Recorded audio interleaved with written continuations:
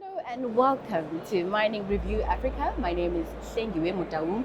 We are coming to you from the 2022 African Mining Indaba in Cape Town. With me, I've got Khosi Sibisi. She is the acting CEO and chairperson of the Women in Mining Business South Africa.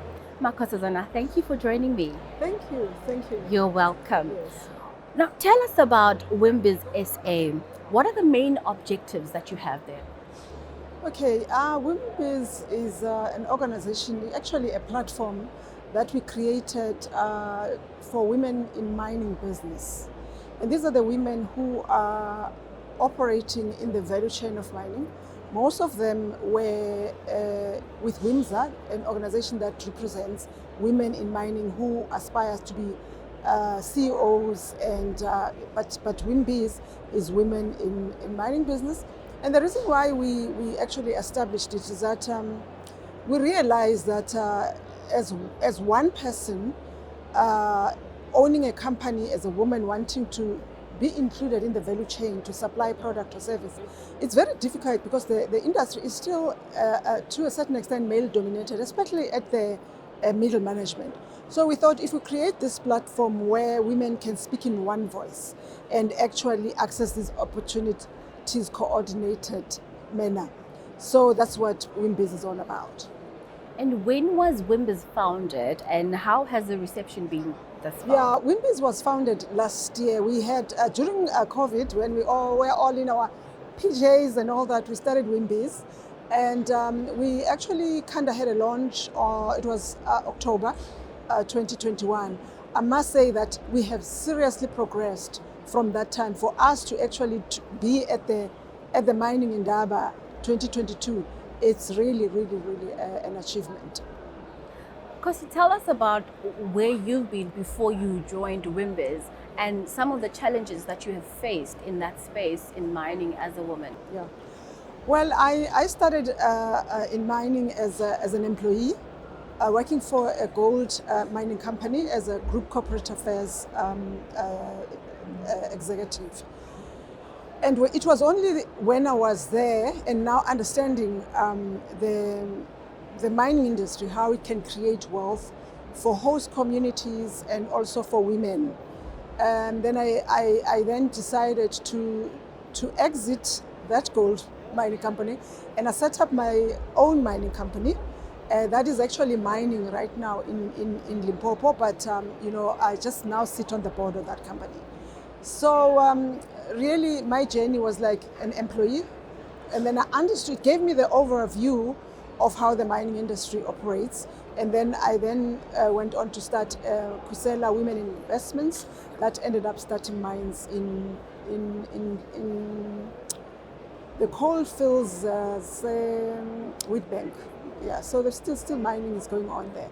And what are some of these challenges? Can you just briefly define and mention some of the challenges that are dire that women in the mining space are still faced with? Yes, I'll speak for women who are entrepreneurs and maybe touch on women who are also like the Windsor.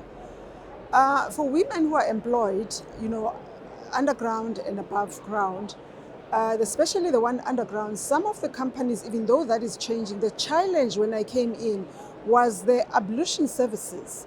Women had to share these uncomfortable ablution services with men, and then they were really built for men, and we have our hips and everything, and then also there's women who get pregnant, and then there was also some, today we would call it gender-based violence, if you wish. It was happening subtly. And as a result, the Mineral Council has decided to focus on that.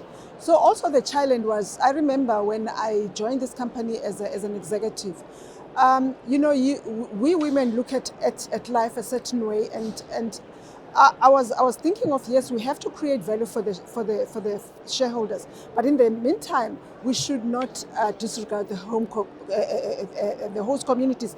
But I realized that men were not looking at it that way. It was about that coal face. How much can we drill and make our shareholders happy? And that's why I decided that I will leave and I will start my own, and I did. And how is it going for you? It's going well. Unfortunately, we sold out of it. we sold out of it, but I learned a lot from taking a project, mining project, this was coal, from a greenfields to production. So I got that experience, and it was not a textbook, it was really, really hard experience that I got. Well done on that. Yes, thanks.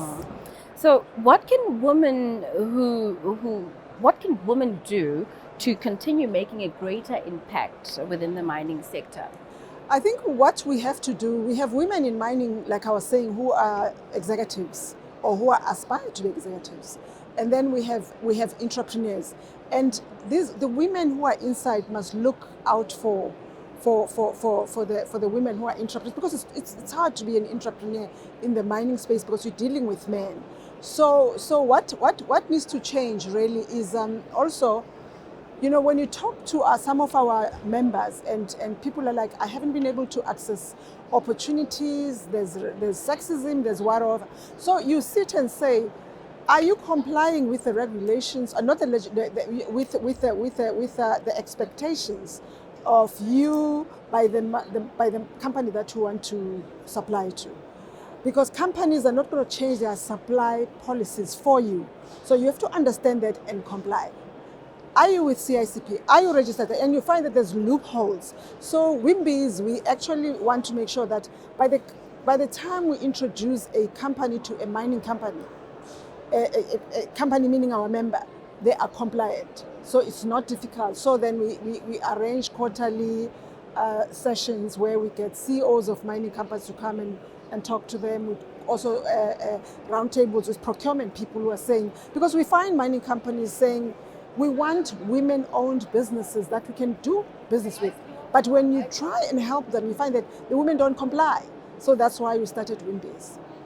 So does WIMBS offer mentorship programs for young women who are aspiring to enter into the mining space? And if so, what kind of resources are available for the young women? Okay, what we have women who want to be entrepreneurs because we represent them. So, like quarterly, would have events that we have mentorship program. I'm going to have a podcast also mentoring. I've mentored a lot of even students at the UJ and vets. So what they do, they have to approach us, those that haven't been involved, to understand what it is like. But really, when they start wanting to get involved, we would have leveled the playing field. So we do, all of us as a board members and executives, we mentor. And What does the future hold for women in South Africa? The way that I see it, where I sit right now, is it's bright and it's going to be slow, but it's bright. So there's a light there at the end of the tunnel, because we're seeing now women who are now becoming CEOs, decision makers, and qualified to be there. They're not put in there because of being women and black. So I see one day a South Africa that would have a supplier, not a woman supplier, and a CEO of a mining company, not a black woman CEO of a company. So this black and this woman, I think it's something that's going to have to disappear. Makhazazana, thank you so much for your time. All the best with all your endeavors at WIMBS SA. Thank you. Thank you for having me. And thank you for the viewers. Yes. That was Makhazazana from WIMBS SA talking to us about the inclusion of women in the mining space in South Africa. If you want more, visit miningreview.com. Signing out.